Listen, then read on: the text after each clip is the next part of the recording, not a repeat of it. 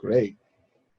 Good to have you. It's good to be here. I have a lot of things I would like to unpack, but since it's a nice little group here of us, I would like to do a quick little introduction just so we know who's in the room and who people are. Um, so maybe we can just start with, I want to say, is it Sabine? Sabine? Help with that. My name is Siobhan. Siobhan. Okay, I'll work on that. I'm bad with names, so thank you for helping me out. And I would love for just like a name, pronoun, and maybe just a body scan of how you're doing in like a maybe 2-minute kind of container there or less. Okay, or less for sure. My name is Siobhan. I identify as she.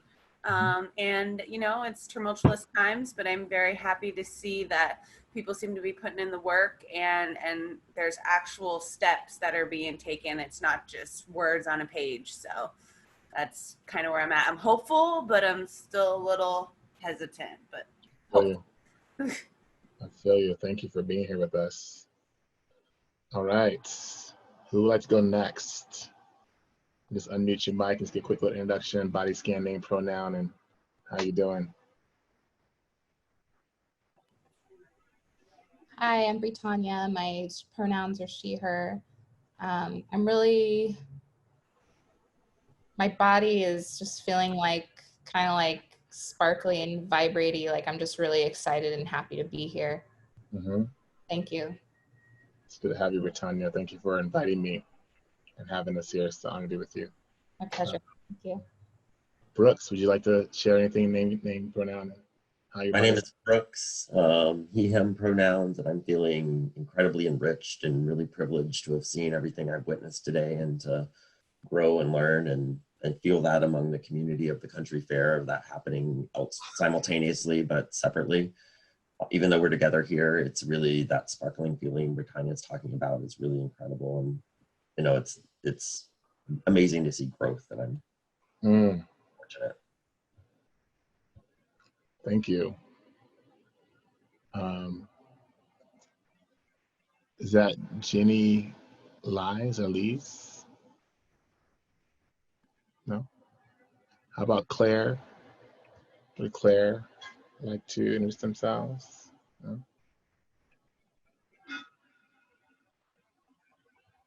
Great. Chelsea, is that you on the cell phone?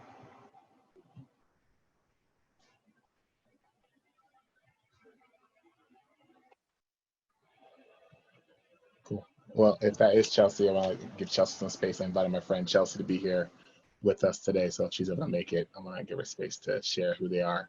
So Hey, Aaron. Hey, Chelsea. Hey. We just want to give you a chance to introduce yourself, if you would like. Oh, right on. Hey, everyone. My name's Chelsea. I use they, them pronouns. And my body scan, I am feeling incredibly hot because I've been running a bunch of errands today.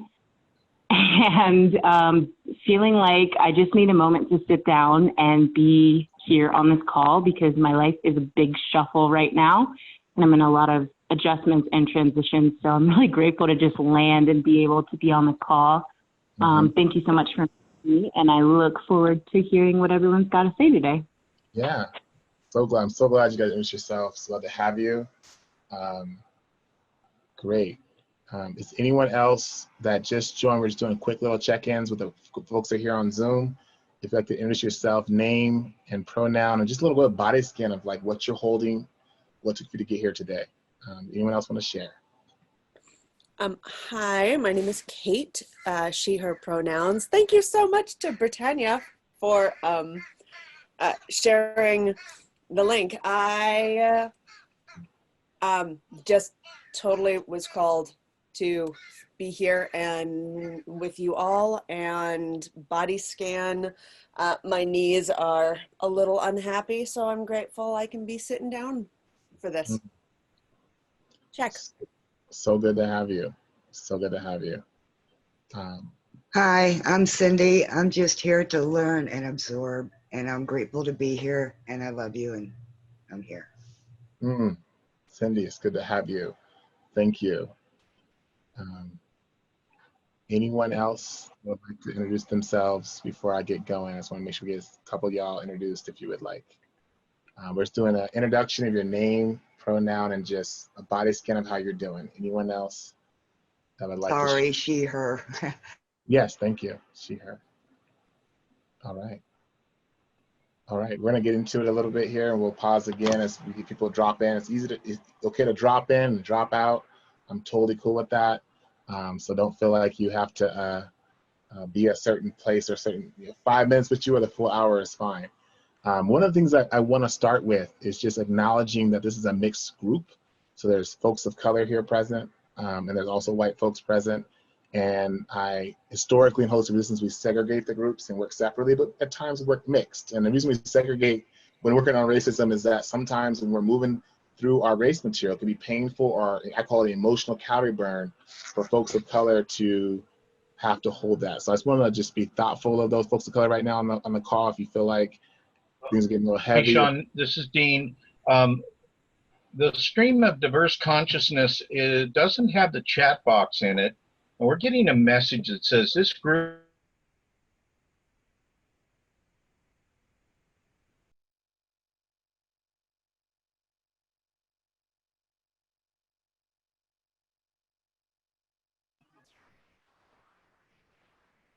Hello? Sorry Is that about that. Should be good now. We're good? Cool.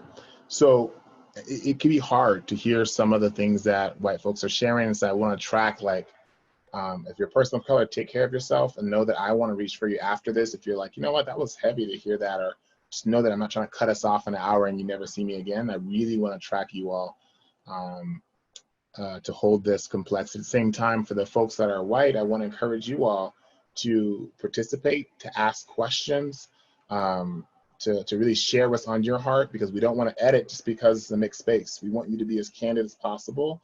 And I want to invite you. This is a place to be a beginner. If you're like, just today is your first step into figuring out what social justice is, I want to invite you there. And so we want to take that tender place and hopefully create a little nest here for us to really talk about some topics that might be not discussed in other places. And if they are, we want to deepen them here.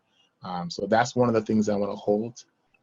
Before I go into my first step of this question, I want to just track, was there anyone else that just joined that wanted to introduce themselves before I go into the kind of core content that I want to go into? And then we say introduce yourselves, name, pronoun, and a body scan of how you're doing in your body, your spirit, how you wanted to frame it. So anyone else wanted to share that before I get into it?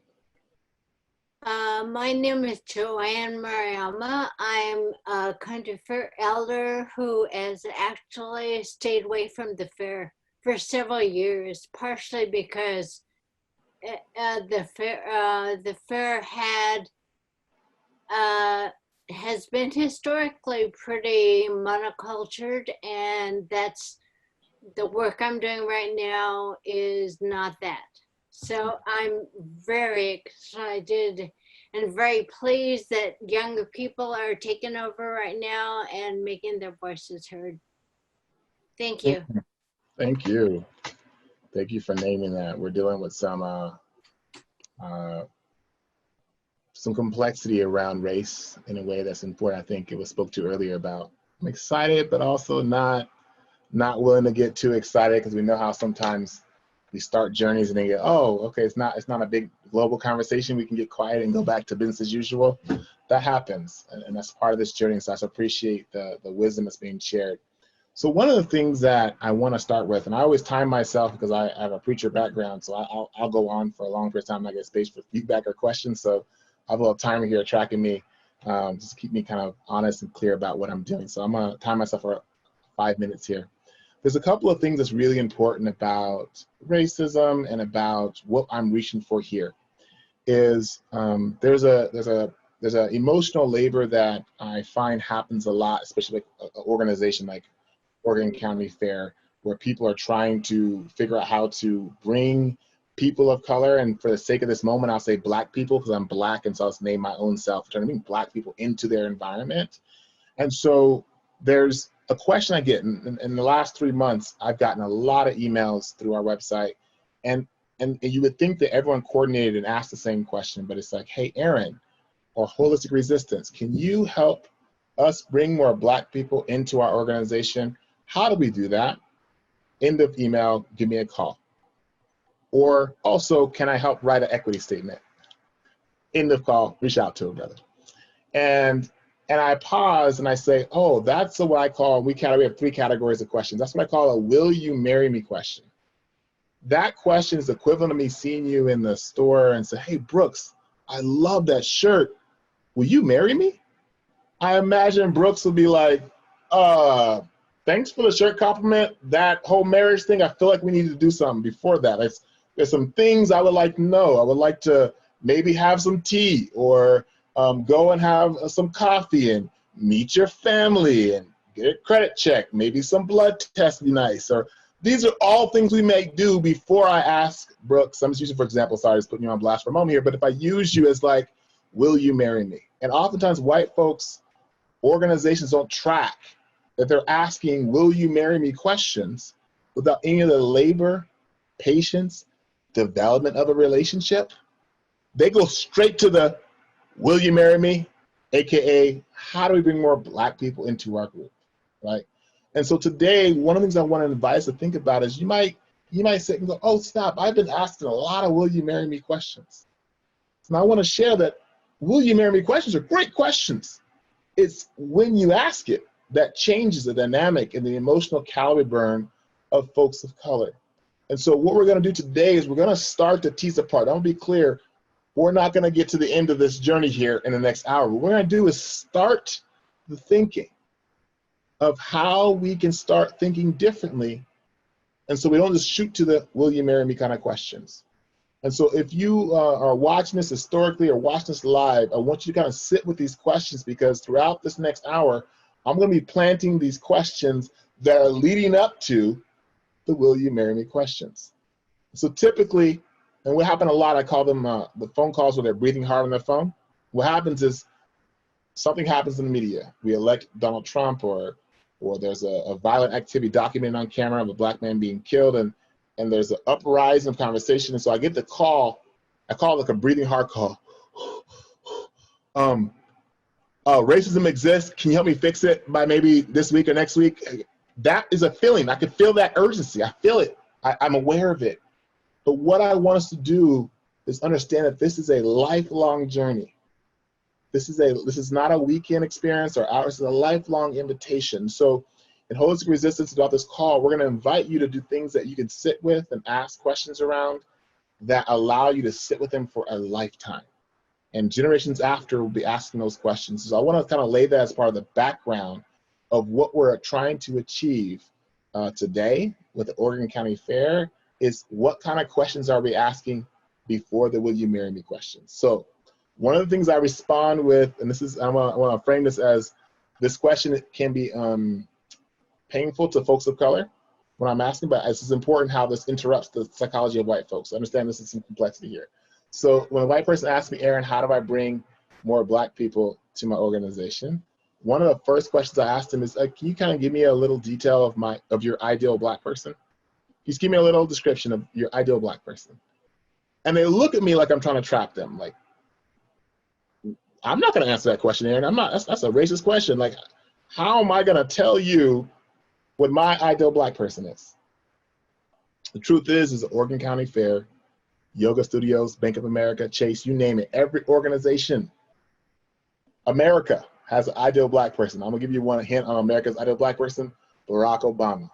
Not too Black, not too white, right down the middle for America to be like, I think we could hold this as our first Black president. Ideal Black person, right? And so people go, Aaron, I don't have an ideal Black person. I want any person of color. I want them here. I want to integrate. And I ask them again. I'm asking you all here that are watching presently and that are watching after this thing is not live.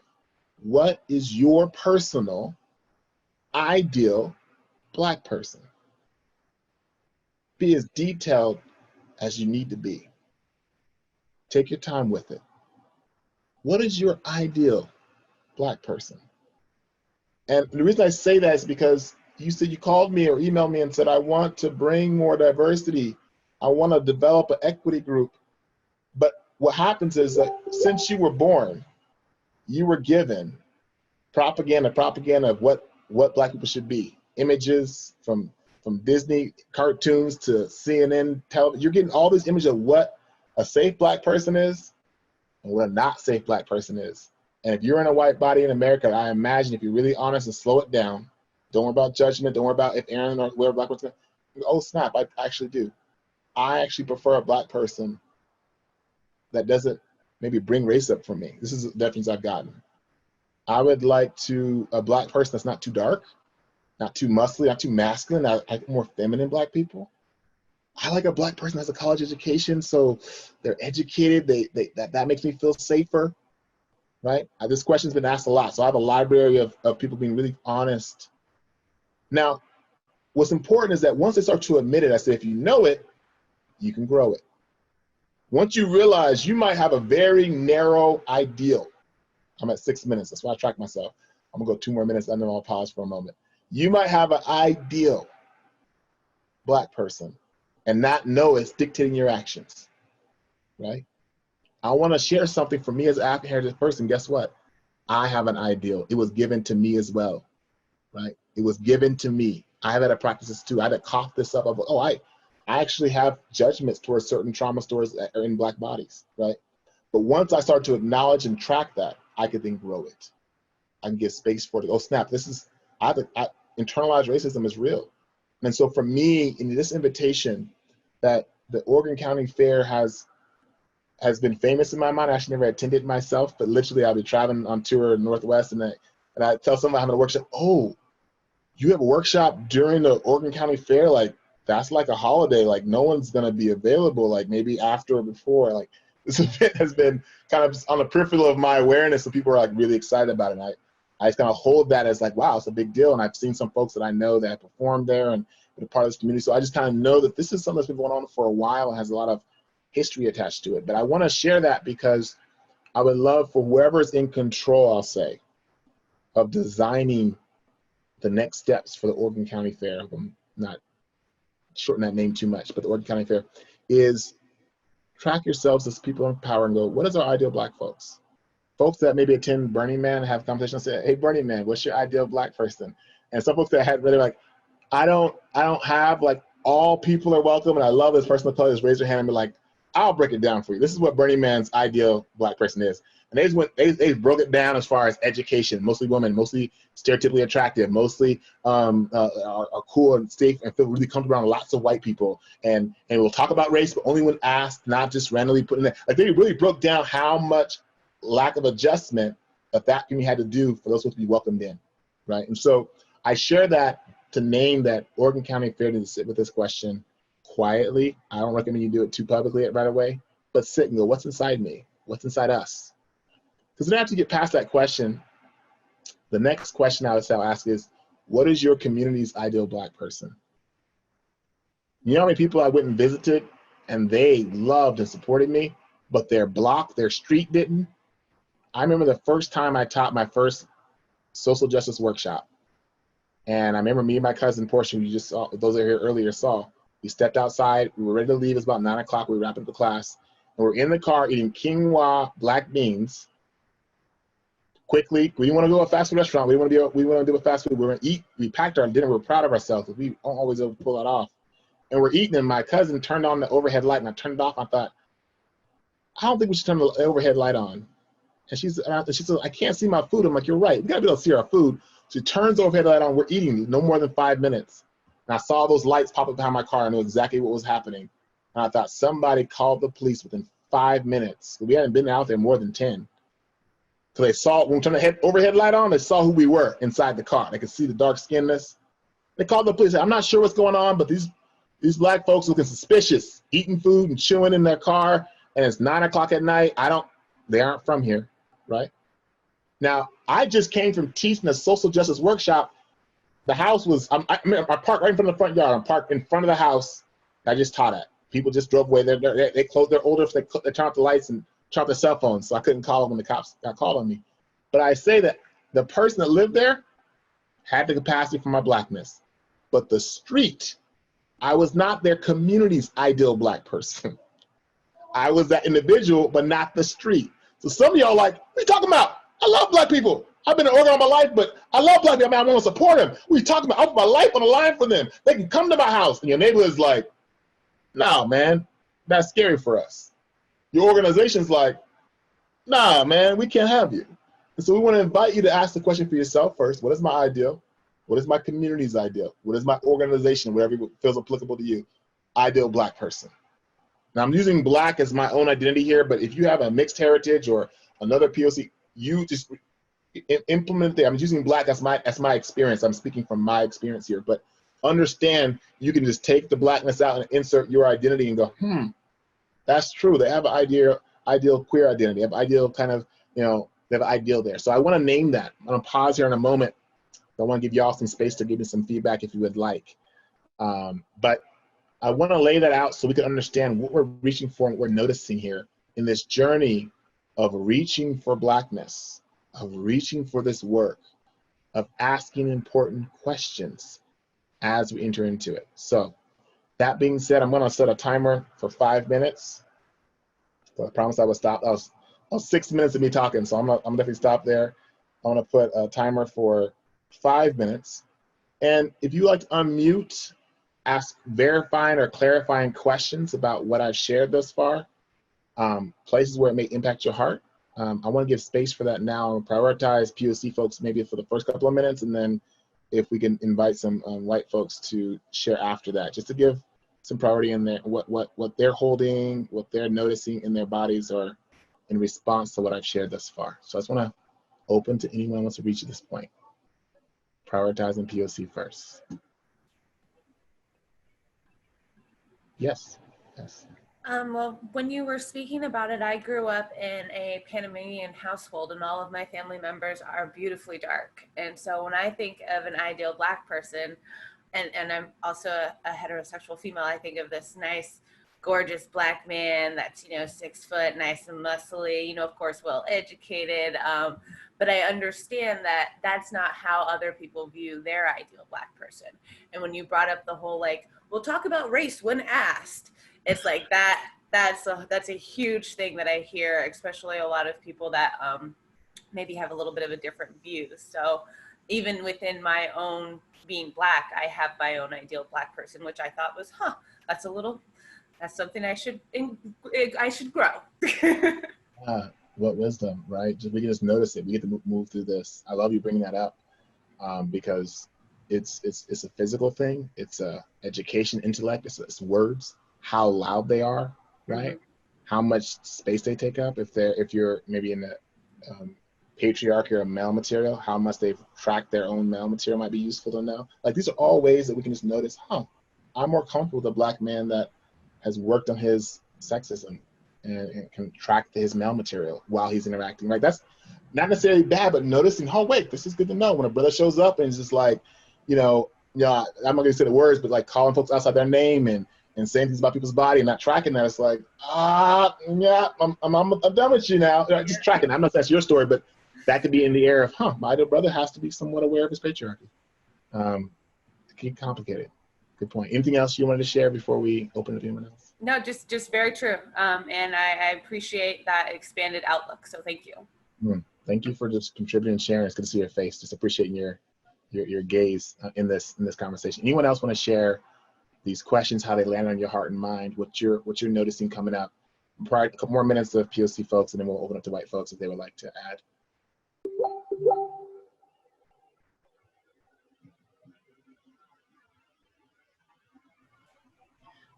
I'm piggybacking on what Siobhan said, just noticing how the people, I tend to mostly be friends with Black men and that have this traditionally thought of good looking, who are seen as good looking, socially seen as good looking and tall and so I have to keep in mind the danger in that fetishization of the Black man, and look at my true motivations in being close with Black folks. Yeah. Mm. Thank you so much. It's such an important with us. Like both of you, I could talk to y'all each for an hour each, just on those two really important heart observations. So thank you for dropping those seeds. Is there anything else before we open it up to white folks that they would like to share? And at any point, people can share, but I just want to make sure there's a little space for y'all to share what's on your heart. All right.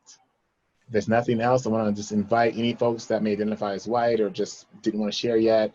I'm gonna give maybe I'll put 5 minutes more on the clock because I can tell how heavy this is getting already. I can give space for anyone else want to share anything I've shared before, that questions of how that landed with you. Just want to give you space to share what's coming up for you.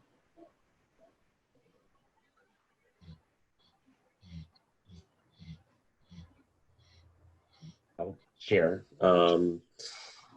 I mean, full disclosure, I've known Siobhan a very long time, and I honestly, that's who I thought of when I was asked, when you asked that question. I'm like, well, Siobhan's my ideal Black person, or her mom, or my friend Natasha, or it went immediately personal to me, to people in my life. As far as our organization, though, I think that's I'm not sure any Black person right now is our ideal Black person, because we're not including a lot of Black people, and so I think we have to look at that and we have to ask ourselves why, and we're starting to do that, today and yesterday as an organization, and having this conversation as, most white-centered organizations are. And I don't think that's for us to decide. I think we need to talk, it needs to be giving up space and making space for that to be decided by Black people, would be my, I guess, thoughts on that as us as an organization. And I think the work we're doing now is critical to being able to get to that place, like you were talking about earlier. We're getting there. Thank you. Anyone else want to share their thoughts? And be clear, I'm not here to attack you and be like, you racist white person out there. I'm here to hear you. This is the beginning space, so don't feel like I'm priming you to be attacked here. I'm just literally here to hold your heart and to think with you. So just want to name that if you're like, I don't want to say anything because brother's gonna get me. Not, I promise.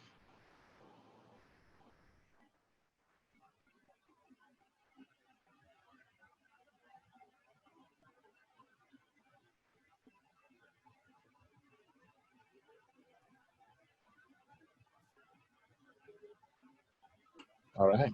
If there's no other folks that want to reach, I'll do it.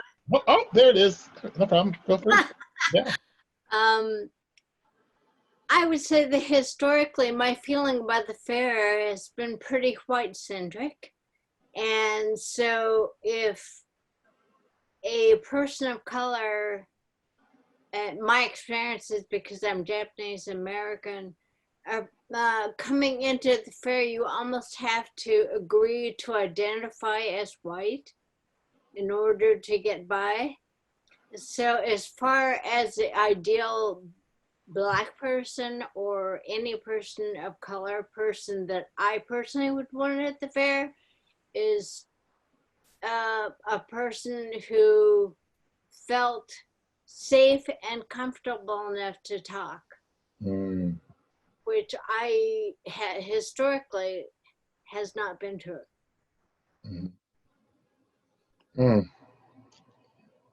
I really appreciate that observation. That's something I really consider as we build out this awareness. Thank you. Thank you for adding. Anyone else that want to share? I want to just give y'all space to share your hearts before I go into a little share of my own. I want to hear your voices if you want to share them. All right. We'll give another opportunity in about 10 minutes. I'm going to pause the clock here. I'm going to not lie to myself and put 8 minutes on the clock so we have space for it. I want to name the experience I had in Oregon. I'm going to try and be as obscure as possible, so I'm not calling out any organization. But I love them, actually. That's just not me hating on the organization. They just noticed that they had been existing for 25 years and had no Black folks a part of it. And they said, Aaron, I want to invite you to come and be a part of integrating our organization and particularly our staff. And at the time I was teaching how to build earth domes. Like I'm an earth builder. I was like, I would come and do a demo. We're gonna build a little 6-foot earth dome, would be great. And I also be African heritage in my body. I'm gonna bring Portia, and there's another Black woman to bring with us to come to this place, and it's in rural Oregon. I won't say the city because it's like only like 8 small little cities there. You can narrow down what the organization is, but in this rural city in Oregon, and cell phone reception was sketchy. So when she got like active location, it was like no cell phone reception. And so I drive, and I actually have 2 people there I really love dearly and still to this day love them dearly. But I trust these 2 white folks to like not send me to like a get out situation. And so I get there and I'm driving through like rural Oregon, and we get to the event, and everyone's really, really nice, you know, super nice. We call it washing the cup. We'll talk about that later. But super eyes big. How are you doing, black man? They didn't say black man, but they said it with their eyes like, how are you doing? And I'm like, I'm cool. I expect them to integrate. These 25 years, long time not to have a lot of black folks present, especially not an adult black male. And I want to say it's about 130 people. And so we're at this event, and they go around and have everyone share what you're teaching and how you want to teach. And I had the children were the best. The children were just like, hey, what's up? How you doing? What you teaching? Oh, and they were totally just like reaching for a brother. The adults were really kind of a little bit standoffish. And I can understand them being standoffish. They didn't know who I am, and they know this is maybe about race. And we get to the end of our description, and the leader says, hey, I just want you to know we have this beautiful place for our families and for everybody can go swim. It's just a nice little water swim area, and it's clothes optional. Now, I want to be clear, I'm not anti-swimming in the nude. But I also understand I'm the first African heritage adult male in kind of this organization being present in this way. And so I'm like, guess what we're not doing to the 3 black people that are on we're not swimming. Not this week. We're not going to swim. We're not going to go and swim. And some of y'all be like, what? Wait a minute. Why? You have the right to swim like everybody else. Now, I turned over to the white person nearby and I said, I just want you to know we're not going to swim. That's not a safe place for us. And I'm not anti-nude swimming, but there's some history around black bodies being nude near white women and families' bodies that we need to address before we just jump in the water like we're everyone else, right? And so I say that not lightly. I say that and they look at me like, Aaron, Aaron, I'm so sorry. Like, you should be able to swim. Like, that's wrong that you're not be able to have this experience. Why won't you go? I was like, okay, well, this is a great conversation to have. This is a part of integration. Is one of the first things I shared is that some of these folks, this is their first time being in person with a black male body in their life. This is the first time in their life. I'm gonna say it's a handful of folks. I would say it's actually a lot of them, but I'd say it's 20 people that have never been physically present in a black body. And I also know that when they were talking to me, that it was hard for some of the adults to talk to me, let alone swim with our clothes off in comfort and safety, right? But what's important too is the only folks that really engaged with me really well were the children. So when it's time for me to do the earth building workshop, I'm earth building, and who shows up? 4 or 5 young children, and like 10, 11, 12. They're like, hey, Aaron, we're here for their workshop. I love these young folks. I'm like, yeah, let's do it. And we start earth building. I love it because one of the young men turned to me and goes, this is kind of boring. I'm going to leave. I'm like, cool. Like, yeah, go ahead and leave if you don't want to be here. But I could imagine there wasn't an adult white person that would come to my workshop and realize that maybe it was boring and go, Aaron, you know, I know you're the only brother here, but I'm kind of bored. I'm going to leave. They're just like, we're just not going to go. We're just not going to go right now. And some eventually did come and build some relationship, but early on, the biggest connection with the young people, children. Now, I just want to slow it down for you. Even though we're out in the wilderness and beautiful Oregon, I want to explain a little image real quick for you while I was tracking.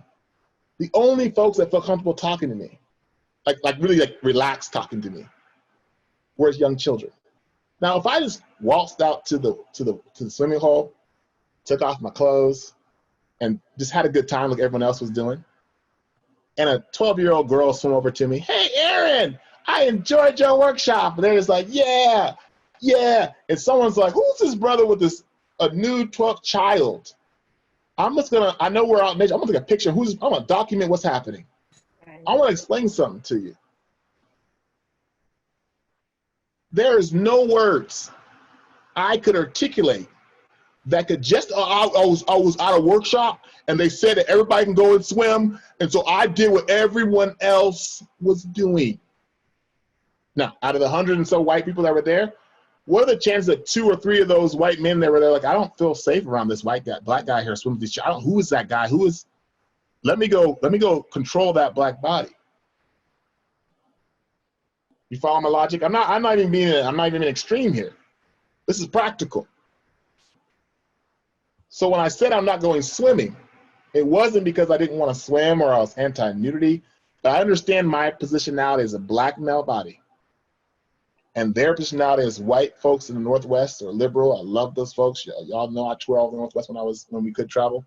But I understand my positionality and how dangerous it was for me to be my whole self or like everyone else. So part of the ideal black person that was present in that experience at that particular event is not just a black person that's willing to go. But early on in the integration process, a black person is willing to watch their own back. Because when I proposed the question and reasoning why I wouldn't potentially go swim, everyone that I spoke to in the group said, I never even thought of that, Aaron. I didn't even think when we said anyone could swim, how that would look if you were swimming, even with their clothes on, with like white families and people that didn't know who you were and stuff. I didn't even think of it. I was just like, come on. I had to watch my own back. So when we talk about the early integration of this work, when you talk about your ideal African heritage person or person of color, it's someone that can enter in and watch their own back in those early stages of integration. And I think as white folks that are really excited that want to invite people into any group, and I'm just using the fair as an example, this is an open public event. But when we think strategically, you want to say, you know what, when we start building this diversity border, are these black folks that can really watch their own back and track each other? And another question I proposed to the leadership of this organization I was integrating, I said, if I have an accusation put against me, is there anybody in leadership that is of color, I don't care if they're African heritage or not, but of color, that can at least hold that story with the accusation? Or if I felt harmed, is there any person of color that I could go to and be like, I was swimming and this person said something this about me and I felt harmed, I felt outnumbered. Is there a person I can go to? Oh, they set timers, I'm telling you, 8 minutes blurred by, 2 more minutes. Is there a person I can go to hold my experience? And he looked at me and said, no, everybody you would go to of authority that would help you, that would be white. But good to know. So I gotta watch my own back, because one of the things that was a problem for us to navigate this really white controlled space. We had a van we drove in and everyone was camping. It's kind of a camp event. We all went in the van because I was the only like black space in this entire like 60-acre place, right? We went to this little black space and we were processing. That's how we had the capacity to navigate. It's like 5 days to navigate this white control space. And someone's like knocks on the window. You've been running your van like for hours, and like we're all trying to camp and be in nature. If you could like turn the van off and like, you know, move it so you're exhausted. And I was like, oh, we'll move. We definitely move. But they had no idea that we were gathering capacity. We were tracking each other, watching this back, strategizing for their sake. And they're like, that band's run. Why are those black people not in nature like we're here to do? The emotional calorie burn that we were holding, they didn't even think of. Now, mind you, if this happened today, they'll all be like, oh, Aaron, we get it. But this is before we've done some work with that particular group. To understand the emotional calorie burn it took for us just to show up and breathe. And so that's what we want to lean into when we talk about this work. And you're saying, I want to invite this kind of track. What is the emotional calorie burn that a person of color may use to show up and participate? I actually believe Oregon County Fair has a nude bathing house or something like that. Y'all have, I think I heard through the grapevine, there's a nude bathing house. And it's Oregon Country Fair. And so, yeah, no, it's fine. I mean, I think that your spot, you are describing the fair with this story. I mean, yeah, we have a place called the Ritz. It's where people get naked and shower together, and it's a beautiful place if you're white and cis-bodied. Right. So I heard rumors that there was like beautiful experience of like at the Oregon. You said Country Fair? Is that what you said? Country Fair. We call it County Fair here locally, so I'm the default. So Oregon that is common. Yeah, Country Fair. Oregon Country Fair. I want to say it right. It's iconic. Literally, people are touching different tones. So I think this is important to hold, right? And I don't think that if you're in the popular identity as white controlled spaces, you're like, I love this community bathing and connection and like for us with a bond. And for a black body in that space, it is a different experience, more than likely, I'll say, because I'm sure there's some black folks, I love it, I get there, I dig it, I don't mind white people at all, right? No problem, I get it, I've understood that. But I'm saying about for myself and for those that I've been working with and understand it's not the common experience. And so I appreciate that exists. I thought that existed. So I just want to track it, like, how do we hold that? I'm not saying, I'm gonna be clear, people think you're anti-nude community bathing. I think it's amazing that we can do that at all in this era and time. And if we want to track the complexity of racism, we want to make sure we're acknowledging that experience. And so at the end of this experience, they say, Aaron, can you give us like a debrief of like questions as to next steps for us to make it safer for you the next time you come back? And the more, because I had intentions actually this year to get a van of black folks that I've been working with down here to take us up to Oregon to be a part of this event that I'm speaking of, like, to help the integration happen. And these are black folks I've been working with and prepare their minds and hearts for it, so they aren't just going in like trying to just have a good time. They can support each other and help integrate. But they said, Aaron, what can we think about and hold as we go into the following years? And I had a couple ideas, but one of the things I left within that felt very scary for me is I said, you invited me to come, and I was honored to be a part of it. This is part of my work. But what if I had some trauma in me, some chronically unattached trauma, and I went out to swim, didn't wash my own back, but just wanted to swim, and I started saying inappropriate things to the people that were swimming, like particularly the women that were swimming, saying some inappropriate things about their bodies or about the environment, or maybe I was pretty much a hostage. Who would want to stop or slow me down in this very white control space, and how would you do it? And they all looked at me like, not me. Like, I'm like, I wouldn't want to talk to you. I wouldn't want to have to stop you or have to critique you in front of people. Or they were all just like, what chunk did we do? So you just allow me to continue to go, and hypothetically my trauma story was there, and let that be a part of this causing harm until someone just gets overwhelmed and is like, this brother's out of control. So becoming like, it escalates to something, or can we get ahead of the trauma?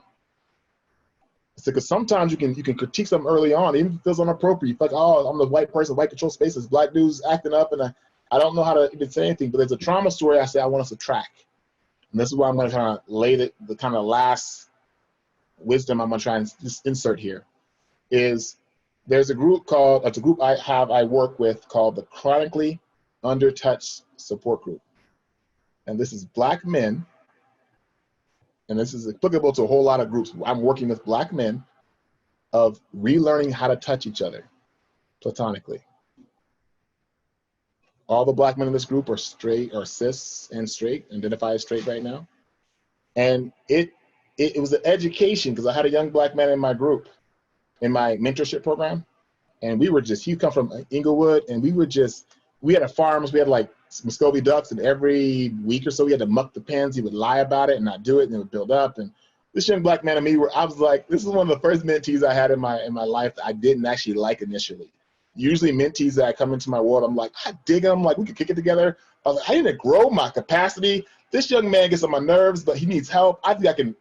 So this is that young man, right? So we're just every day. We have a farm, or I say a farm, we have poultry, 30 at the time, like 30 Muscovy ducks and like 20 chickens, and we wanted to maintain, as part of our responsibility of growing and getting grounded. And he was just like, every time he wanted to fight me, almost like always posturing to fight me, right? And one particular day I was leaving on a trip to do a workshop, probably in the Northwest or Oakland. And I said, I need these things done. I'll be back in 2 days. And I get back and I park the car and go in the backyard, and I look, and the pen has not been mucked. It's dirty. And I had a wall, and he had to put some cob on and some plastering on. He cobbed about a foot, and then he stopped. I don't know what stopped, but he didn't cob the whole wall. To cob that whole wall, he could have done it in the whole weekend and do it. He cobbed a foot. And I walk into the house, and he's playing video games.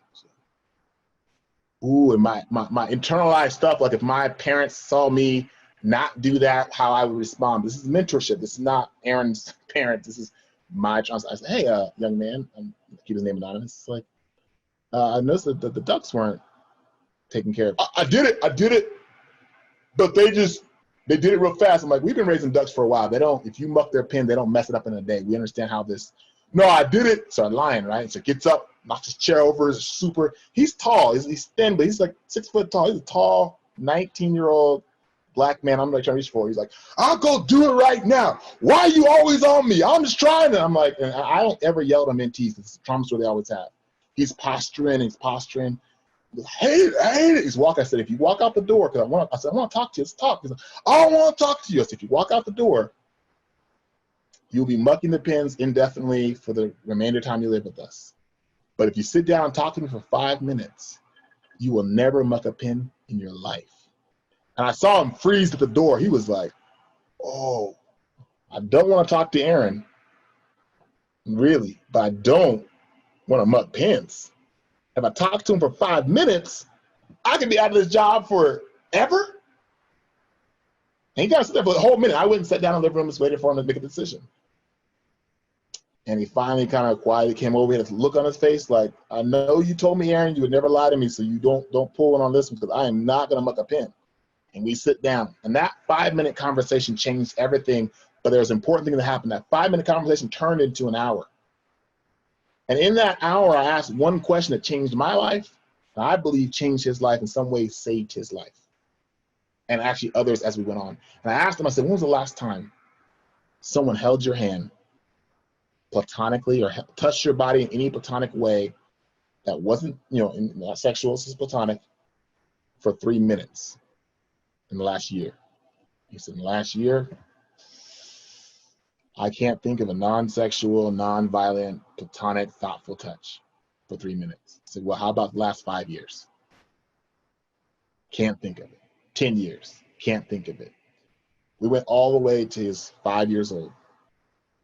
And his grandpa used to pick him up on his knee and this little horsey ride. I think it's kind of universal parenting horsey ride. And he used to hug him and play with him. That was my most. And as he was sharing, I saw his body almost relax as he's just remembering a memory where another black man, another adult, another human being held him platonically and thoughtfully. And that moment formally birthed the idea, this young black man is chronically undertouched. And so I realized I had a task at hand. In my head at the moment, I thought, a couple of weeks, we'll talk about it, we'll do some touch practices, and we'll be over it. I said, are you open to me reaching out and holding your hand right now or touching you in a thoughtful way? He said, don't touch me. I said, cool, I'm not gonna touch you. I said, are you open to talking about it? He said, yeah, we can talk about it, but don't touch me. And I thought, cool, I won't touch you. It'll be on your invitation if we ever touch. I said, cool. And so time went on, Monday through Friday, every morning I start the day. I said, how are you doing physically, mentally, and emotionally? That's the question I ask every morning.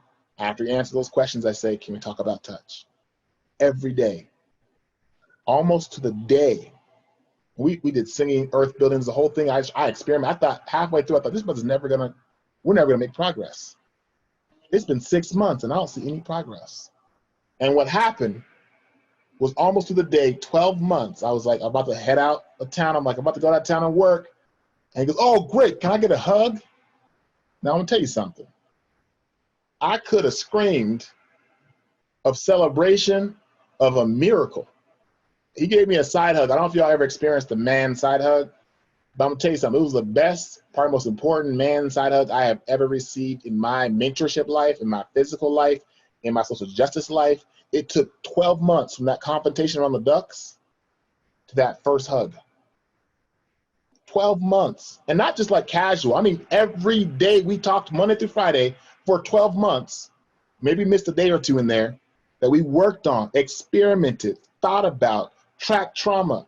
And one thing I realized in that timeline is that there was no manual on Google. You can try it, Google it, it doesn't exist.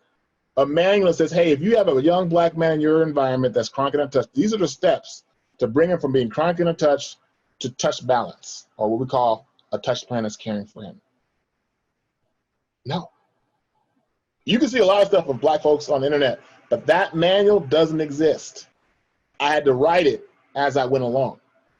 Now, why am I telling the story about the chronically untouched narrative? Well, we learned a lot. That was like 5 years ago this experience happened. We've learned a lot about that particular trauma story of the chronically undertouched black man.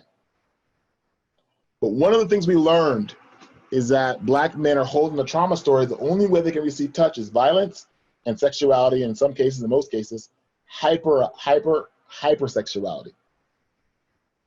There's no platonic place for them to be human beings. And because of that, if you are inviting the integration narrative, I can guarantee you, and it's not just limited to Black men, I'm just using it as a model of where we learned this in my little container, that trauma story will show up. And it can show up in a lot of ways. But one of the ways it can show up is in anger, easy conflict. It's one of the ways, a lot of ways. But that young Black man, when we started hugging, hand holding on his terms, our conflicts went from like every other day to once a month to once every couple of months to like, I don't think we had a conflict in the last 2 years. One of the major things we changed was we interrupted and built a sustainable touch plan for him. And now we have a group of Black men that are working together. I'm telling you something, a group of Black men working together, young Black men, and they're practicing holding each other, tracking each other. And I share that because these are trauma stories you want to consider when we're trying to integrate, when we're trying to expand. And when I talk about that top of the question, I said, the will you marry me question, that's what I'm talking about here, is when we talk about integrating this work, when we talk about bringing folks in, there's a lot of tenderness and safety and patience that I had to bring to that table. I couldn't just be like, let's figure out the touch tomorrow. I had to ask, how can I make it safe for him? How do I build trust? How do I set aside the time? And that's the question I'm going to leave with you all here today as you all take on this big and important conversation around integration. And that is, how do we start that lifelong patient journey of integrating, bringing Black folks in, asking those questions like I asked him at that table. When was the last time someone held your hand platonically? It's not a black belt, high level, complex question, but what it opened up over the next 12 months was life changing. So understand this work that you all have the opportunity to think about here collectively can be that impactful and is that impactful. And if you want more information of like, well, what does that mean, Chronic Touch? How is that applicable to me and my organization? Or how do I track and support it? And we can't do that because we're an organization and we can't touch anybody anyway, or whatever the narrative it is, we can talk about the complexity there because the trauma being tracked is what's important. So I'll pause there. It's 4:30. I promised myself to land the ship close to that time.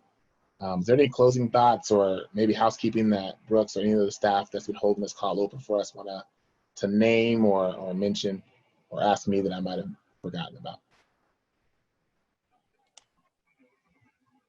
No, Britannia? No housekeeping on my end. We're just so grateful for you being here. Thank you. Thank you for having us and reaching for me. It means a gift. I hope that folks of color that want to reach out to me, and everyone can reach out, but I'm prioritizing folks of color, so don't feel like if you're white, you can't reach out. But folks of color want to reach out. Tanya will have my information. She'll hook you up with it so you can be in contact with me. And I have a lot on my plate at this moment, but I'm hoping to have it freed up probably into this month. So if I don't get back to you right away, know that I'm still gonna reach for you, just takes a bit longer. So that's it. It's 4:30, so I'll stop there. Thank you for sharing. It was good to meet you. You as well. You as well. Thank you. All right. Thank you very much. Thank you. Thank you all. Such a gift to be with you all.